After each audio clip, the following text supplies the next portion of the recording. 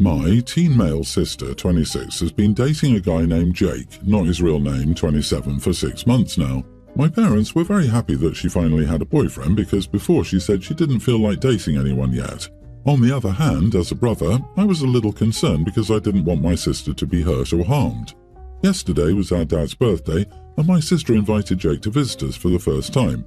We have a family tradition that when it's Dad's birthday, everyone over 15 must drink the cherry tincture that Dad made himself. It's not strong at all, and even the kids don't get intoxicated on it. But when Mom poured it for Jake, he started to say he didn't drink it. Mom said that it wasn't strong at all, that it was delicious, and that he could just take one sip if he didn't want to drink the whole glass. But Jake kept saying that he never drank, not even a sip of anything alcoholic. Then I said he was only a guest in our home and should honor our traditions. Jake blushed and said he wasn't allowed any alcohol for medical reasons. I noted that one sip would do nothing and that he was disrespecting our dad. My sister was embarrassed and asked Jake to take a sip. Dad was embarrassed too and said it was okay and he wouldn't be offended if Jake didn't drink the tincture. Finally, Jake gave in and took a tiny sip of the tincture.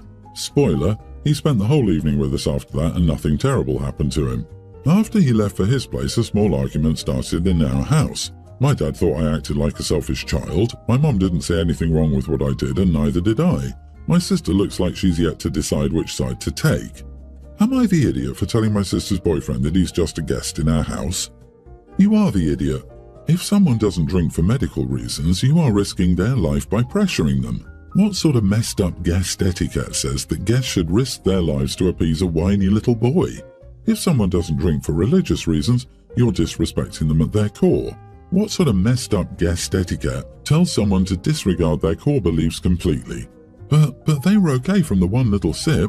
OP says that but really has no way of knowing if the boyfriend was okay or just hiding it.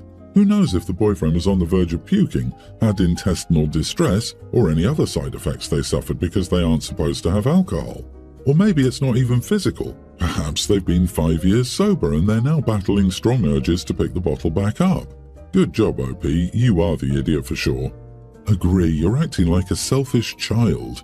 On a completely different note, forcing guests to partake in family traditions is weird. Sure, ask if they want to be included, but if they say no, it should end there.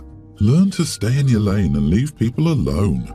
You're young enough to learn this lesson, but old enough that it's genuinely ridiculous that you haven't already. I, 38 female, am married with 2 children, twin girls, Amy and Nina, young grammar school age. We live in the same town as most of the family in the house I inherited from my grandfather. It's the biggest house in the family, so we often host family gatherings.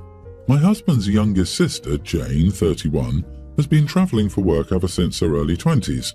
In mid-2022, she moved in with her fiancé about half an hour's drive from us. Since then, Jane has regularly attended family gatherings and rebuilt relationships with her family members. The only thing she never bothers to do is address my daughters by their names. Amy and Nina are identical twins. I understand when people refer to them as the twins, but I think it's important that their individuality is respected. I always tell family and friends that now, at their age, it's important for them to have their own identity, and if possible, please treat them as individuals rather than a pair or a unit. My girls have different interests and hair, dressing styles, so it's not hard to tell them apart.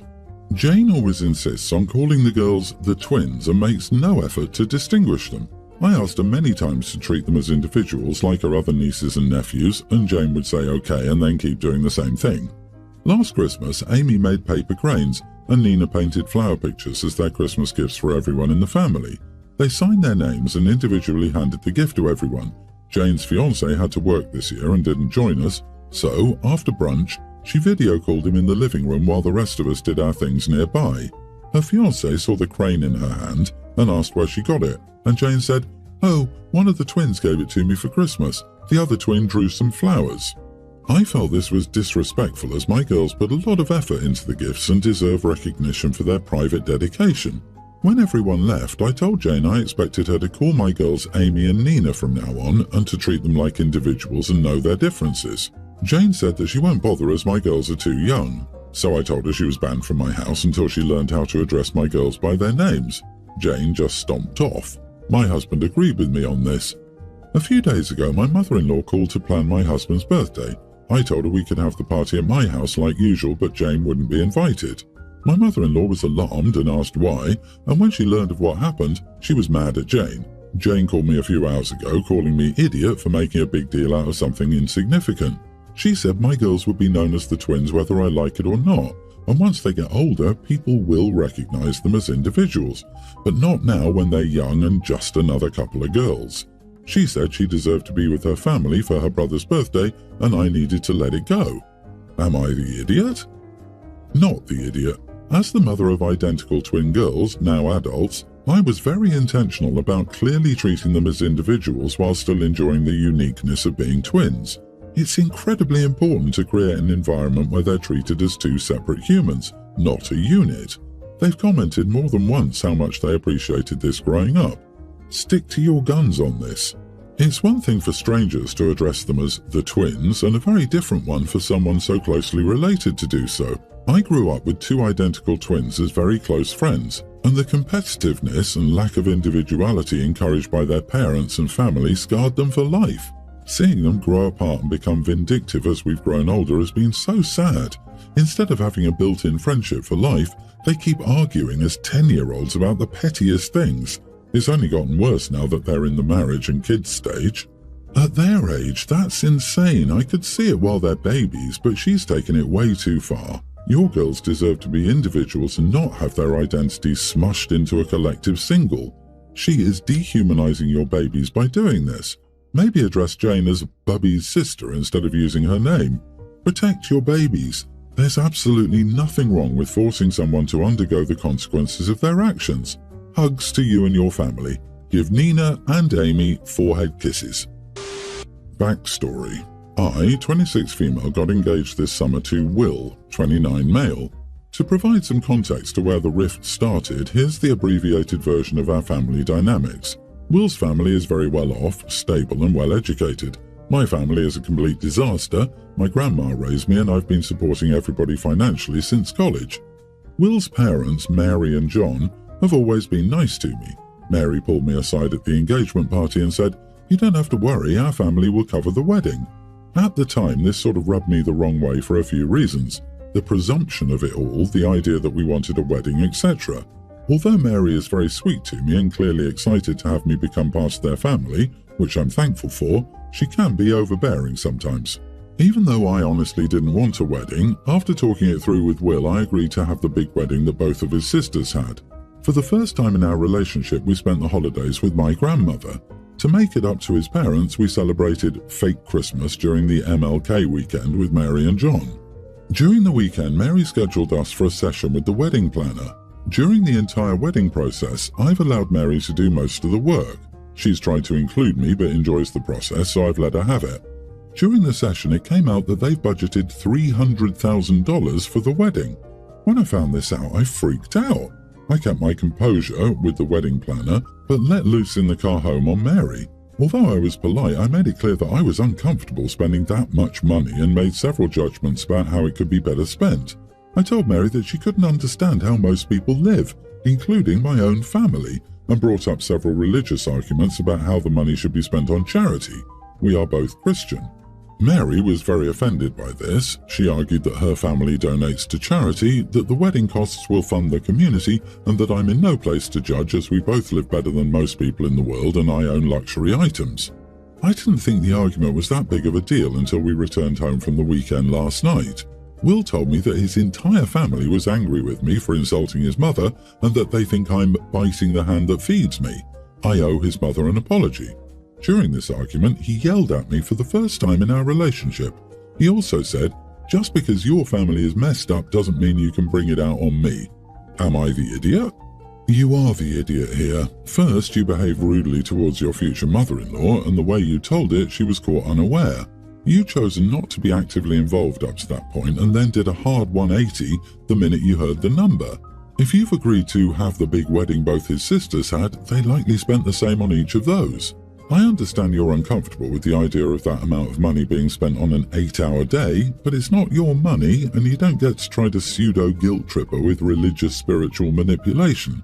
If you don't want $300,000 spent on your wedding, then that's absolutely your prerogative, but it doesn't excuse your letting loose in the car at her. Obviously, the two of you have both been speaking English, but not speaking the same language. There's a more appropriate, adult, respectful, and polite way to have that conversation and stand your ground. This was not it. $300,000 is a small wedding for rich people. My cousin married a big-time politician's son, and their wedding had about 500 or 600 guests. They basically rented out a whole Marriott hotel. These kinds of events are all schmoozing moments for these families. It's not what you know, but who you know. My cousin and her husband took home more than their parents invested in their wedding. This is so true. Rich people have extravagant six-figure weddings for a reason. It's also, in a way, payback time for all that the groom and bride's parents gave to their friends' kids in the past. It's reciprocity, and it's very important in that world. OP, it's understandable that you'd be uncomfortable with the budget, but how you handled this was abysmal. Look, you don't have to have a big wedding. You don't have to spend $300,000, which is a lot of money. But I don't think you can sit back, let Mary plan everything, and then complain about what she's planned. Either take charge of your own wedding plans or accept that others have planned things how they like them. If you're so proud of pulling yourself out of poverty and going to college, use that degree and learn to communicate and not be passive-aggressive. My husband, 30, and I, 26 female, recently married. I'd invited my friend Lizzie, 27 female, who was a bridesmaid at my wedding. A few days before the wedding, she told me the good news. She was pregnant. I was obviously over the moon for her and celebrated. She told me she was going to announce it at my wedding reception. I told her I was super happy for her and this new chapter of her life, but this was my day. This was my one special day. She can tell people literally tomorrow, but she can't tell anyone on my wedding day. I know I sound selfish, but my now husband and I have been waiting for this moment for years, and I don't want to share it. I want it to be my one day. Anyway, the day of the wedding comes and she makes her speech. At the end of her remarks, Lizzie takes ultrasound pictures from her pocket and says, "I'm having a baby," and then goes and sits down. Everyone congratulated her, and I brought her aside and said, "What the heck did you do that for?" And her excuse? "Because you announced your pregnancy the week I got engaged." I told her to leave. She didn't believe me. I told her she was pregnant, so she was definitely sober so she could drive herself home. It was the most fantastic night, but I feel I may have been too harsh on her. But in the moment, I felt very much like it was my only choice. Anyway, am I the idiot? Not the idiot. You clearly expressed your boundaries and what you wanted from her on your special day. This was done without ambiguity. She clearly ignored what you asked of her, and indeed, rather than telling odd people here and there during the reception, she grandstanded about it during a speech that should have been about the subject at hand, you and your wedding. It must have felt like a complete betrayal, which on your wedding day would have been difficult to take. Everyone knows you don't make announcements on other people's special day. I know etiquette changes over the years, but that rule still sticks. She definitely knew better in this case because you specifically asked her not to. Waiting until another day wouldn't have made her announcement any less exciting, but doing it at your wedding took some of the spotlight from you, at least temporarily. Very selfish of her and in poor taste. Nah, this was revenge, pure and simple. Lizzie was enraged OP announced her pregnancy the same week she, Lizzie, got engaged. And instead of being an adult and talking to OP about it, she deliberately tried to spoil OP's wedding day. In any case, Lizzie's not a friend, and she's not a person worth having in your life, OP. You are within your rights to end this friendship. I don't even know what to say at this point. I, 25 female, and my husband, 27, have one child, Myla, female toddler, and I'm 23 weeks with my second. My husband comes from a long line of males, and it's a huge joke that his family has only ever had boys. He's one of 8, all of whom are boys. When I married him, we were 23 and 25, I gave up my dream of ever having a daughter. During our honeymoon, we conceived Myla. My mother-in-law was overjoyed and started buying all these boy clothes and buying all these things for her grandson. At her 20-week scan, we find out we're having a girl. My husband and I were thrilled. My mother-in-law, not so much. She accused me of cheating, saying that no son of hers could produce daughters, saying I should at least get an abortion, seeing as it's the honourable thing to do. I didn't. She continued to make snarky comments about Myla. Well, we have not found out about our second. Mother-in-law was 100% certain it was a boy. Again, bought all the boy things. Then, last week at our 20-week anatomy scan, we found out, of course, it's another girl. I thought she'd been angry about Myla, but oh my goodness, she was angry now. She was calling me names and all these horrible things about me, right in my and my husband's faces while playing with Mila. All I could do was pick Mila up and go home. We left, but she's been coming to our house every day demanding that we go and speak to her. But quite frankly, I'm terrified. She won't drop the fact that I cheated on him and that Mila isn't her grandchild. She's demanding that we get a paternity test and prove that the baby is his. But I just really can't bear it right now. Am I the idiot for having a daughter and not doing a paternity test on her? Edit, hubby's currently trying to find us a new place to live so his mother can't find us. Are you really questioning if you're the idiot for having 2 daughters, or rather asking if you're the idiot for not wanting to have to prove to your monster-in-law that those kids are indeed your husband's? You're not the idiot in both cases, by the way. What's your husband doing about this? How long has he been looking for a new place? It's cheaper to get a court-ordered restraining order. You should both stay no contact with her until she learns to behave. I would like to know if you can play her game. Say you will get both children tested, but she will sign a contract. If she's wrong, because she is so sure she's correct, she will buy you a new car, pay for the family to go to Disney, contribute to a college fund for each daughter in the amount of X money, make a public apology on social media, or a public apology in the local newspaper. OP? Be creative. Mother-in-law's delusional. No amount of physical proof will convince her. She'll accuse OP of faking the test results. The idea that a family can only produce one gender of child is ludicrous. There's no point in entertaining it. Honey, your monster-in-law sounds like one I used to have, loony as a crap house rat. Good luck with that. I'm sorry, but your mother-in-law knows nothing about genetics. See, if I were petty, I would accuse the mother-in-law of cheating and having a son that made only girls. It doesn't make sense, but she doesn't know crap about genetics anyway. I hope the family is safe and you have no contact with her.